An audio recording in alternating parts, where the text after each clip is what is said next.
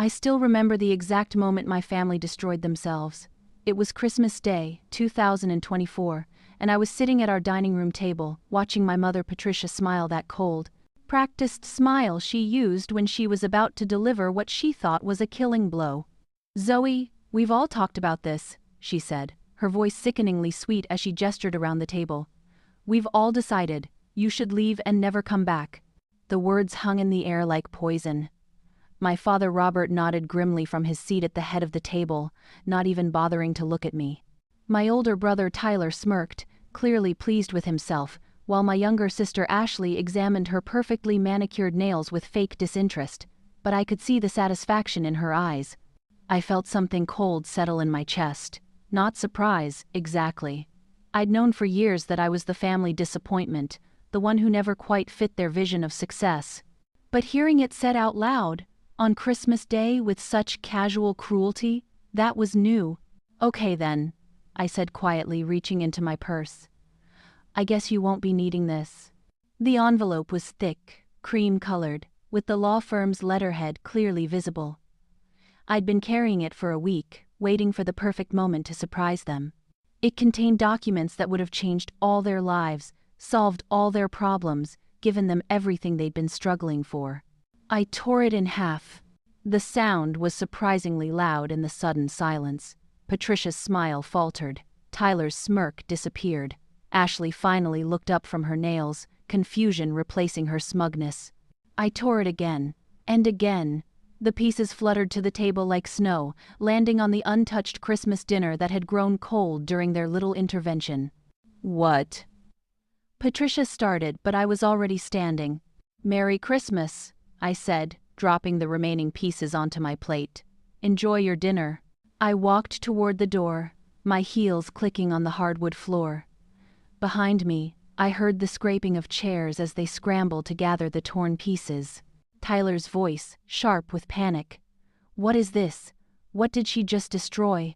I paused at the front door, my hand on the handle, and listened to the chaos erupting behind me. "Oh my God," Ashley whispered.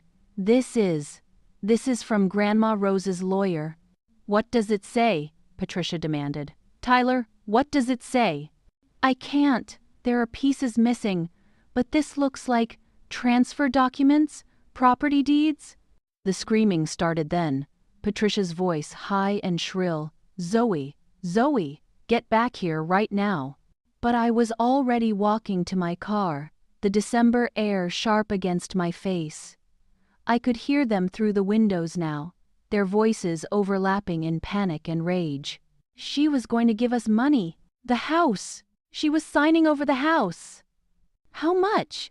How much was it? "We have to stop her." I got in my car and sat for a moment, watching through the dining room window as my family tore through the paper scraps like vultures. Tyler was on his hands and knees, trying to piece together fragments. Ashley was crying, actual tears streaming down her face for the first time in years. Patricia was screaming at Robert to do something, while he stood there looking lost and confused. 3 months ago, when Grandma Rose died, I was the only one who cried at her funeral, the only one who spoke about her kindness, her wisdom, her unconditional love. The rest of them had been too busy calculating their inheritance to grieve properly. 2 weeks ago, when the lawyer called me in for a private meeting, I learned why Grandma Rose had been watching us all so carefully in her final years. She'd seen how they treated me. She'd noticed who visited her in the nursing home and who only called when they needed money. She'd watched Tyler dismiss my tech company as playing with computers, watched Ashley roll her eyes whenever I tried to share good news, watched my parents nod along with whatever criticism was being leveled at me that day. 1 week ago, I'd held those documents in my hands and made a decision that surprised even me. Despite everything, I was going to help them. Tyler's law practice was failing, and I was going to transfer enough money to save it. Ashley was about to be evicted from her apartment, and I was going to pay off her debts. My parents were struggling with their mortgage, and I was going to sign over the family home to them, free and clear. I'd planned to announce it during Christmas dinner, to watch their faces transform from indifference to shock to gratitude. I'd imagined, foolishly, that maybe this would finally make them see me as valuable, as worthy of their love and respect. Instead, They'd decided to kick me out of the family entirely. The irony was almost beautiful. I started the car and pulled out of the driveway as Tyler burst through the front door, still clutching paper fragments. He ran toward my car, shouting something I couldn't hear over the engine. In my rearview mirror, I saw the rest of them spilling out of the house. Patricia in her Christmas dress, Ashley barefoot on the frozen ground, all of them screaming my name.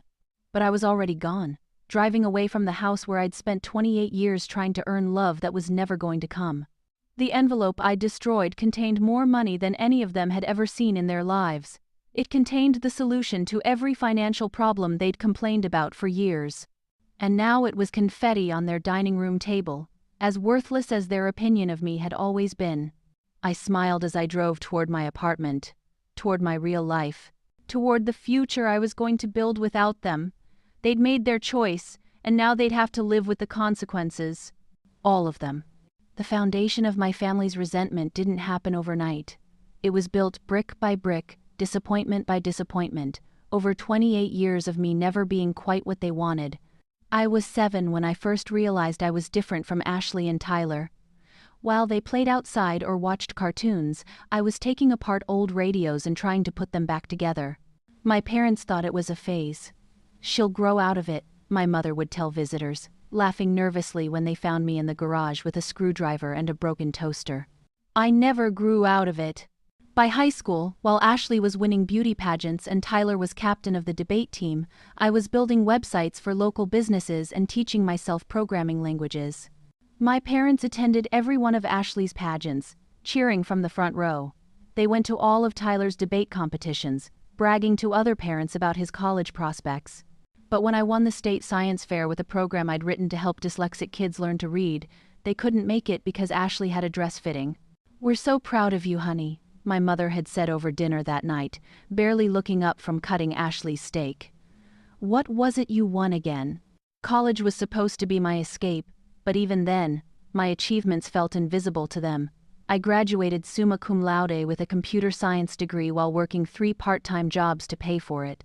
Tyler graduated law school the same year, and my parents threw him a party with 50 guests. For my graduation, we went to dinner at Applebee's, and my father spent the entire meal on his phone dealing with a work crisis. "At least one of my children will be able to support themselves," he'd said, not realizing how that sounded. The real breaking point came when I started my company, TechBridge Solutions, 5 years ago. I'd identified a gap in the market for user-friendly software that helped small businesses manage their inventory and customer relationships. I spent 2 years developing the platform, living on ramen noodles and sleeping 4 hours a night. When I finally launched, the response was incredible. Within 6 months, I had over 200 clients. Within a year, I was making more money than Tyler and Ashley combined. Within 2 years, I was featured in Forbes' 30 Under 30 list. My family's reaction? Silence. "It's just a fad," Tyler had said, when I tried to explain what my company did. "Real businesses need real lawyers, not computer programs." "I don't understand any of that technical stuff," Ashley had added, waving her hand dismissively. "It sounds complicated and boring. Everything it's for watching, everything that watching." My parents nodded along, as they always did when Tyler and Ashley spoke. It didn't matter that I was employing 12 people, or that my software was helping hundreds of small businesses thrive. It didn't matter that I'd been invited to speak at conferences, or that competitors were trying to buy me out for millions. I was still just playing with computers. The contrast became even more painful as my siblings struggled. Tyler's law practice never took off the way he'd expected. He'd graduated with big dreams of corporate law and 6-figure salaries, but ended up handling divorces and minor criminal cases in a strip mall office. He was barely making rent, but my parents still talked about him like he was arguing cases before the Supreme Court. "Tyler's building his client base," my mother would explain to anyone who asked. "It takes time to establish yourself in law." Ashley's acting career was even more of a disaster. She'd moved to Los Angeles with stars in her eyes and our parents' financial backing, convinced that her pageant wins and community theater experience would translate to Hollywood success. 3 years later, she'd booked exactly 2 commercials and a background role in a TV show that got canceled after 4 episodes. But every family gathering, every holiday dinner, Every phone call home was dominated by discussions of Ashley's big break that was always just around the corner. "She just needs the right opportunity," my father would say. "She has the look, the talent. It's all about timing in that business." Meanwhile, I'd quietly paid for Tyler's law school loans when he couldn't make the payments. I'd sent Ashley money for rent more times than I could count, always with the understanding that it was a loan, though we both knew she'd never pay it back. I'd helped my parents refinance their mortgage when they were facing foreclosure, co-signing the loan because their credit wasn't good enough on its own. None of this was ever acknowledged. None of it was ever appreciated. It was just expected, the way you'd expect the sun to rise or the bills to arrive on time. The only person who ever saw me clearly was Grandma Rose. She'd moved into the nursing home 2 years ago, after a fall that left her too frail to live alone. While the rest of the family visited on holidays and birthdays, I went every Sunday. We'd sit in the garden when the weather was nice, or in her room when it wasn't, and she'd listen to me talk about my work, my dreams, my frustrations with the family. "They don't see you," she'd said one afternoon, her weathered hands holding mine. "They're so busy looking at what they think success should look like, they can't see the real thing when it's right in front of them." "Maybe I'm not explaining it right," I'd replied. "Maybe if I could just make them understand." "Oh, sweetheart," she'd interrupted, her eyes sad but knowing. "You could cure cancer and they'd find a way to make it about Ashley's headshots or Tyler's court cases. Some people are so invested in their version of the story, they can't see the truth even when it's written in neon lights." She was right, of course. She was always right. 3 months ago, when the call came that Grandma Rose had passed peacefully in her sleep, I was the one who handled the funeral arrangements. I was the one who wrote her obituary, who chose the flowers, who made sure her favorite hymns were played. Tyler was too busy with a case, Ashley was in Los Angeles for an audition that never materialized, and my parents were too emotional to deal with the details. At the funeral, I was the only one who cried. The law office smelled like old leather and disappointment. I sat across from Mr. Henderson, Grandma Rose's attorney for 30 years, watching him shuffle through papers with the careful precision of someone who'd delivered life-changing news countless times before. "Your grandmother was very specific about her wishes," he said, adjusting his glasses. "She updated her will 6 months before her passing, and she wanted me to meet with you privately before the family reading." I nodded, though confusion was already creeping in. Why me? Why not Tyler, the lawyer in the family, or my parents, her actual children? Mr. Henderson slid a thick envelope across his mahogany desk. "She left you a letter. She insisted you read it before we discuss the will." My hands trembled slightly as I opened the envelope. Grandma Rose's handwriting was shaky but unmistakable, the same careful script that had addressed birthday cards and Christmas presents for 28 years. "My dearest Zoe, if you're reading this, then I'm finally at peace, and you're probably wondering why old Mr. Henderson called you here alone. The answer is simple, sweetheart. You're the only one who ever saw me as more than a bank account with a pulse. I've been watching this family for 78 years, and I've learned that love isn't always loud. Sometimes it's quiet Sunday visits when no one else bothers to come. Sometimes it's listening to an old woman's stories about her youth, even when you've heard them a dozen times before. Sometimes it's bringing homemade cookies because you remember they're someone's favorite. You did all of that, Zoe. Every Sunday for 2 years, rain or shine, busy or not. You never asked me for money, never hinted about inheritance, never treated me like a burden or an obligation. You just loved me, simply and completely, the way family should. I wish I could say the same about the others. Tyler visited me exactly 4 times in 2 years, and 3 of those visits ended with him asking for money. Ashley called me twice, both times when she needed rent money. Your parents came for holidays and my birthday, always with an audience, always performing their duty as good children. But you, my darling girl, you came because you wanted to. You told me about your business, your dreams, your frustrations. You asked about my childhood, my marriage to your grandfather, my hopes for the family. You saw me as a person, not just a grandmother. That's why everything is yours now. Asterisk. Asterisk. The house, the investments, the savings accounts, all of it. I know this will cause problems. I know they'll be angry, hurt, confused.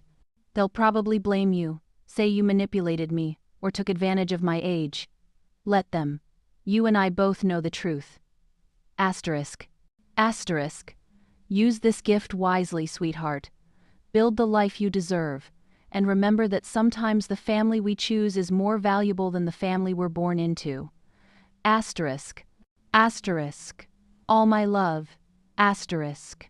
Asterisk. Grandma Rose asterisk. Asterisk. P.S. There's a safety deposit box at First National Bank.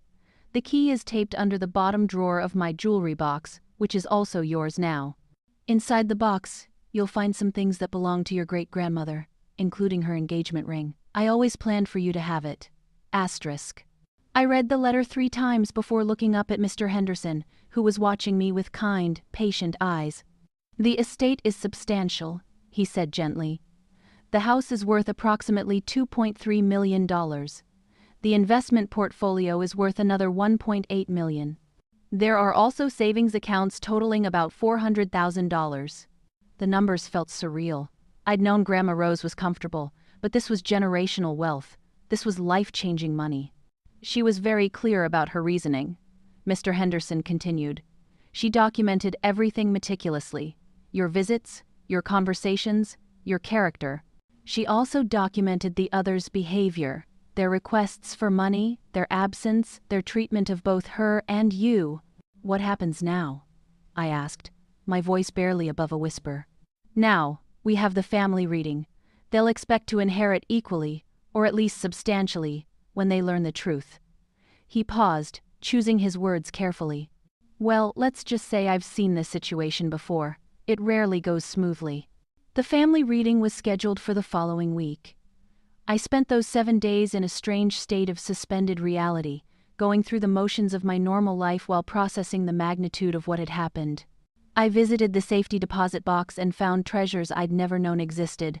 My great-grandmother's jewelry, old photographs, documents tracing our family history back 4 generations. But it was the engagement ring that made me cry. A simple but elegant diamond solitaire, exactly the style I'd always admired. Grandma Rose had remembered a conversation we'd had 2 years ago about vintage jewelry, about how modern rings felt too flashy and impersonal. She'd been planning this for so long. The day of the family reading arrived gray and cold. We gathered in Mr. Henderson's conference room, the same space where I'd learned my life had changed forever. Tyler sat at the head of the table like he was chairing a board meeting. Ashley checked her phone constantly, and my parents whispered to each other about funeral expenses and estate taxes. I sat quietly in the corner, watching them calculate their windfall. Mr. Henderson read the will with professional detachment. The house to Zoe, the investments to Zoe, the savings accounts to Zoe, everything to Zoe. The silence that followed was deafening. There must be a mistake, Tyler said finally, his lawyer voice sharp and demanding. This can't be right. I assure you, the will is legally sound and properly executed, Mr. Henderson replied calmly. But what about us? Ashley's voice was small, confused. What about her children? Her other grandchildren? Your grandmother left each of you a small personal item and a letter explaining her decision. Beyond that, Miss Zoe Martinez is the sole beneficiary of the estate. The explosion came then. Tyler's accusations of manipulation and undue influence. Ashley's tears and protests about fairness. My parents' shocked silence turning to angry demands for explanations. Through it all, I said nothing. I just sat there, thinking about Sunday afternoons in a nursing home garden, listening to stories about a woman's long, full life, never knowing I was earning the greatest gift she had to give. Her love, her trust, her legacy. And now her revenge on a family that had taken both of us for granted. Christmas morning started with a text from Ashley at 6:47 a.m. Don't bring any of your weird healthy food. Mom's making everything. I stared at the message while drinking my coffee, already feeling the familiar knot in my stomach that came with family gatherings. For 3 weeks since the will reading, they'd been cold but civil, clearly hoping that Christmas would somehow reset everything back to normal. They wanted their inheritance, but they also wanted to pretend the whole ugly scene at the lawyer's office had never happened. I'd spent those 3 weeks making a decision that surprised even me. Despite everything, despite their greed and their accusations, I was going to help them. Not because they deserved it, but because Grandma Rose had raised me to be better than their worst impulses. The legal documents were already prepared. $400,000 for Tyler's failing law practice, $300,000 for Ashley's acting career and debts. The family home signed over to my parents, mortgage-free. It would still leave me with more money than I could spend in a lifetime, and it would solve every financial problem they'd complained about for years. I'd even written a speech. Something about family and forgiveness, and Grandma Rose wanting us to take care of each other. I'd practiced it in the mirror, imagining their faces when they realized what I was giving them. I should have known better. The first sign of trouble came when I rang the doorbell. Usually someone would call out, "Come in," or rush to greet me. This time, I waited on the porch for a full minute before Tyler finally opened the door. "Oh," he said like he'd forgotten I was coming. "You're here! Merry Christmas to you too," I replied, but he was already walking away. The living room felt different, colder. Ashley was curled up on the couch in expensive pajamas I knew she couldn't afford, pointedly not looking at me. My parents sat in their matching recliners, my father reading a newspaper and my mother staring at her phone. No one acknowledged my arrival. I set my gifts under the tree, carefully chosen presents I'd spent weeks selecting, and noticed they were the only ones there with my name on them. Every other gift was labeled for Ashley, Tyler, or my parents. It was like I'd been erased from Christmas entirely. "Coffee's in the kitchen," my mother said without looking up. "Help yourself." In the kitchen, I found Tyler leaning against the counter, scrolling through his phone. He glanced up when I entered, and I saw something calculating in his expression. "So," he said casually, "I've been doing some research on Grandma's will." My stomach dropped. "Research?" "Yeah, you know, legal research. It's what I do." His smile was sharp, predatory. "Turns out there are grounds to contest a will when there's evidence of undue influence, especially when the beneficiary had unusual access to the deceased." "Tyler, what are you talking about?" "Those Sunday visits, Zoe. All those private conversations. An old woman with declining mental faculties, isolated from her family, being manipulated by someone who stood to gain financially." He stepped closer, his voice dropping. "It's a textbook case." I felt like I'd been slapped. "You think I manipulated Grandma Rose?" "I think you saw an opportunity, and you took it. I think you played the devoted granddaughter while poisoning her against the rest of us." His eyes were cold, calculating. "But here's the thing, I can prove it." Before I could respond, Ashley appeared in the doorway. "Is she admitting it?" she asked, her voice hopeful. "Admitting what?" I demanded. "That you stole our inheritance," Ashley said, like it was obvious. "That you lied to Grandma and turned her against us." "I never—" "Please," Tyler interrupted. "We all know what happened. Grandma was getting senile, and you took advantage. You probably told her we didn't love her, that we were only after her money." The irony was staggering. They were accusing me of the exact thing they were actually doing, treating Grandma Rose like a bank account instead of a person. "That's not what happened," I said quietly. "Then explain it," Ashley demanded. "Explain why she left everything to you and nothing to us. Explain why the granddaughter who barely visited got millions, while her own children got nothing." I could have explained. I could have told them about the Sunday visits they never made, the conversations they never had, the love they never showed. I could have read them Grandma Rose's letter, let her own words defend my character. Instead, I reached into my purse and pulled out the envelope. "Actually," I said, "I have something for all of you." Tyler's eyes immediately fixed on the legal letterhead. "What is that?" "It's a Christmas gift, from Grandma Rose, through me." I held the envelope carefully, watching their expressions change from suspicion to interest. "She wanted me to take care of the family." Ashley stepped closer, her hostility momentarily forgotten. "What kind of gift?" "The kind that solves all your problems," I said simply. For a moment, the kitchen was silent, except for the sound of my mother's footsteps approaching. She appeared in the doorway, followed by my father, both of them drawn by the sudden change in atmosphere. "What's going on?" my mother asked. "Zoe has something for us," Tyler said, his lawyer instincts clearly warring with his greed, "some kind of legal document." My father's eyes lit up with the first genuine interest he'd shown in me all day. "Legal document?" I looked around at their faces, eager, hopeful, calculating. They weren't seeing me as their daughter, their sister, their granddaughter. They were seeing me as a means to an end, a problem to be solved, an obstacle between them and money they felt entitled to. "Let's go to the dining room," I said. "We should all sit down for this." As we walked to the dining room, I heard Ashley whisper to Tyler, "How much do you think it is?" "Enough," he whispered back. "It has to be enough." They had no idea how right they were, and they had no idea what they were about to lose. We sat around the same table where we'd shared thousands of meals, where I'd tried for years to earn their love and respect. The envelope sat in front of me, thick with legal documents that represented their salvation.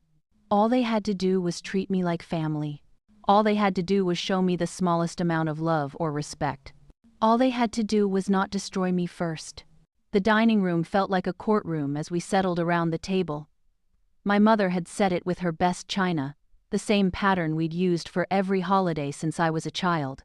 The irony wasn't lost on me. She'd made everything perfect for what she thought would be my surrender. Tyler sat directly across from me, his lawyer posture rigid and confident. Ashley fidgeted beside him, her eyes never leaving the envelope. My parents flanked the table like judges, waiting for me to present my case for why I deserved to keep breathing their air. "Before we start," my mother said, her voice taking on that sickeningly sweet tone I'd heard at the beginning, "we want you to know this isn't personal, Zoe." I almost laughed. "It isn't?" "We're family," my father added, though he couldn't quite meet my eyes. "Family takes care of each other. What's good for one of us is good for all of us." "Exactly," Tyler jumped in, leaning forward like he was addressing a jury. Grandma Rose was confused at the end. She didn't understand the implications of what she was doing. "But we can fix this. We can make it right." Ashley nodded eagerly. "We're not asking for everything, Zoe. Just fair shares, equal shares, the way it should have been from the beginning." I looked around the table at these people who shared my DNA, my childhood memories, my last name. 3 weeks ago, I'd been ready to give them everything they were asking for, and more. I'd been ready to prove that love could triumph over greed, that family bonds could overcome years of neglect and dismissal. But that was before Tyler's accusations of manipulation, before Ashley's casual assumption that I'd stolen from them, before my parents' complete willingness to believe the worst about me without question. "You're right," I said quietly, placing my hand on the envelope. "Family should take care of each other." Relief flooded their faces. Tyler actually smiled, the first genuine expression of happiness he'd shown me in years. "I'm so glad you understand," my mother said, reaching across the table like she was going to pat my hand. "We knew you'd do the right thing." "The thing is," I continued, my voice still calm, "I've been taking care of this family for years. Tyler's student loans when he couldn't make payments. Ashley's rent money when she was between jobs. The cosign on your mortgage when the bank wouldn't approve you a loan." Their smiles faltered slightly, but Tyler recovered quickly. "And we appreciate that. We really do. But this is different. This is about fairness." "You're right. It is about fairness." I stood up, the envelope in my hands. "So let me tell you what fairness looks like." I opened the envelope and pulled out the first document. "This is a transfer of $400,000 to Tyler Martinez to be used for business expenses and debt relief for his law practice." Tyler's eyes went wide. Ashley gasped. My parents leaned forward in their chairs. "This," I continued, pulling out the second document, "is a transfer of $300,000 to Ashley Martinez for career development and debt relief." Ashley's hands flew to her mouth. "Oh my God, Zoe, I know." "And this," I said, holding up the final document, "is the deed to this house, signed over to Robert and Patricia Martinez, free and clear of all mortgages and liens. The silence was deafening. My father's face had gone completely white. My mother was staring at the papers like they might disappear if she blinked. $700,000, I said, letting the number hang in the air. Plus a house worth another $400,000. That's what I was going to give you today. That's what I spent 3 weeks preparing, because despite everything, I thought family meant something. Tyler found his voice first. Was going to give us. I smiled then, the same cold smile my mother had given me earlier. But then you decided I was a manipulative thief who stole from a dying old woman. You decided I should leave and never come back. You decided I wasn't family anymore. The realization hit them like a physical blow. Ashley started crying real tears this time, not the performative ones she'd used at the lawyer's office. Tyler's face cycled through shock, understanding, and pure panic. Zoe, wait, my mother said, her voice cracking. We didn't mean. We've all decided, I interrupted, using her exact words from earlier. You should leave and never come back. I tore the first document in half. The sound was sharp, final. No! Tyler lunged forward, but I was already tearing the second document. Ashley's sobs turned to screams. Stop! Please stop! I tore the deed to the house, watching my parents' faces crumble as their financial security literally fell apart in my hands. 11 years, I said, continuing to tear. 11 years I've been successful, and not once did any of you congratulate me. Not once did you ask about my work, my dreams, my life. But the moment you thought I had something you wanted, suddenly I was family again. The pieces fluttered to the table like confetti, landing on the perfect place settings my mother had arranged with such care. You want to know what Grandma Rose told me? I asked, dropping the final pieces. She said some people are so invested in their version of the story, they can't see the truth even when it's written in neon lights. I walked toward the door, my heels clicking on the hardwood floor just like they had in my imagination. Behind me, chaos erupted. Tyler was on his hands and knees, frantically trying to piece together the documents. Ashley was hyperventilating. My parents were shouting over each other, demanding I come back, fix this, make it right. But I was already gone. 6 months later, I'm sitting in my new office in Seattle, watching the rain streak down floor-to-ceiling windows. TechBridge Solutions has expanded to 3 cities. I have 12 employees who respect my work, and 6 friends who actually listen when I talk. My phone buzzes with another voicemail from my mother. I don't listen to it. I just delete it and get back to work, building the life Grandma Rose wanted me to have. The life I finally learned I deserved.